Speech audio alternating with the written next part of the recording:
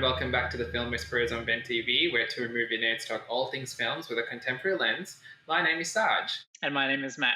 So, Matt, we've been having an interesting discussion on films that have been based on true stories, some of them that have had Oscar recognition or should have gotten Oscar recognition, some of them that have been, gotten the recognition of the Razzies, or just, people in general not liking them, or, the movies being made that have been quite disrespectful to female celebrities. So I think it's probably worth to now talk about the WTF. What do you think? Yeah, I'm down for this. I'm curious to hear what you like in terms of WTF.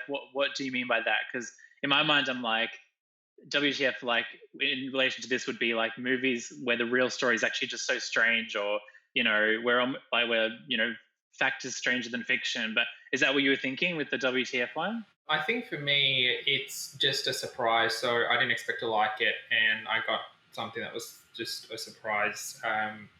It really made me enjoy it. So that to me that's my version of a WTF. So what would your one be then? Do you have one on the top of your mind? A couple of years ago, a film came out called Bombshell, and it had Charlize Theron and Nicole Kidman in it. And the reason I still why it's a WTF is because the people who are being portrayed in this film, Megyn Kelly and Gretchen Carlson, they're not very nice people. Megyn Kelly is known to be known to have said racist things on television, and she's also a very far-right Republican. And this is based in Fox News, so it's a very Republican. I guess it's the people who are being played here. They're all Republicans. What I'm trying to say, but you watch the film and you sort of look beyond that, because they're showing victims of sexual misconduct, how gross Roger Ailes was, and Roger Ailes at the time was the big man of Fox News, and you end up getting this.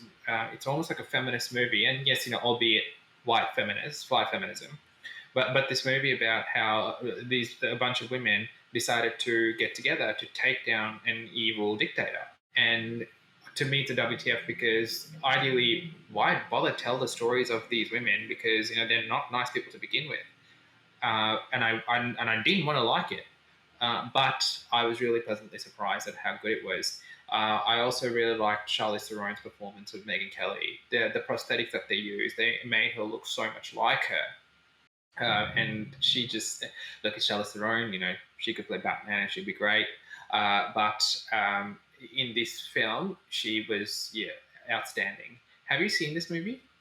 Yeah, I liked it. And I think you're right. Like I remember watching it, and while I was watching it, I was like, oh gosh, like I really feel for these characters and what they've been through. And they portrayed them as very sympathetic. And so they did a clever job, because like you said, after I'd watched the movie and then I was rewatching some like old clips of actual Megyn Kelly and stuff, I was like, God, she's actually quite horrible. But like, yeah, in terms of the story they were trying to tell, I think they didn't pander to that. Like they very much wanted to just show you, like, politics aside, like these were just women who were, victims of like, the Me Too movement, really. So yes. Yeah, it was quite cool the way they did that. Yeah, so anyway, what would yours be? My one would be a movie which I think was like the 2000s, maybe like 2007-ish, called Changeling. So I think it was directed by Clint Eastwood, and it stars I know you're like not a big Angelina Jolie fan, but I thought she was really, really good in this movie.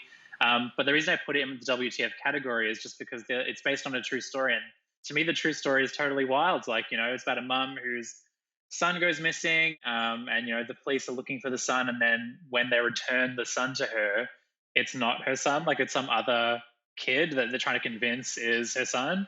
And I remember when I watched it when it first came out, I was just like, oh my God, this is so nuts. Like it's a great, really well made movie, but the fact that actually really happened in real life, especially like its focus on the way they institutionalized women too. Like if there were women who kind of were like speaking out against some of these kind of things, like the police or whatever, they'd just be like, oh no, she's, bananas. And they just lock them up in some kind of like psychiatric place, which is what happens in the film. I thought it was actually just really like, God, I mean, it was kind of scary and like very thrilling to watch, because it was like, this actually used to happen. And there can't be this actual specific story really happened in real life. So yeah, I've watched that movie like multiple times. I just think it's really, really well made. But for me, like of all the different movies that have been based on true stories, for me, it's one of those ones that's up there. That's like, wow, the actual real story is like, truth is stranger than fiction in a way, because like that's like that actually really happens. So you've seen the movie, have you? I can't remember if we've spoken about it before. I think I watched about 20 minutes of it and I just switched it off because Angelina Jolie was pissing me off. And look, again, I don't want to, it's not that, kudos to her and the great work the great work that she does.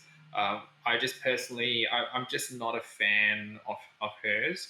And, I really struggle to watch a lot of her films. I think Maleficent probably changed it for me because I thought she was amazing in that.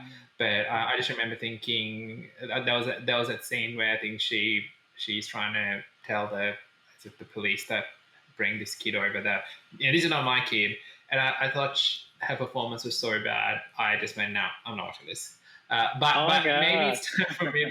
Maybe it's time for me to give it another go because things have changed. And I mean, when it came out, it was 12 years ago. So I'm not in that same maturity level that I was back in the day where I had very little patience, I guess. And now I'm a bit more open to watching things. So I probably should give it another go. That's so funny, because when I watch it, for me, what I'm so struck by is I feel like her performance is really good. I know she did get nominated for an Oscar for it, but I didn't think she won it. But I just, I felt all the feels when I was watching it because I felt like she really like made me believe that she was like a mum that had lost her kid and was trying to find where her son had actually gone. So I thought it was really, really good. And I kind of want to see her go back to. I mean, I know now she's all in like the Maleficent Disney or superhero, those kind of movies, but I kind of miss seeing her in like those kind of more understated ones. I really like that. But anyway, so that was my one, and there's a couple more options if you want to look at some WTF movies that are based on real stories. But that's all the time we have for today. So thank you so much for tuning in to Bent TV. You've been watching the Film Whisperers, and we'll see you next time.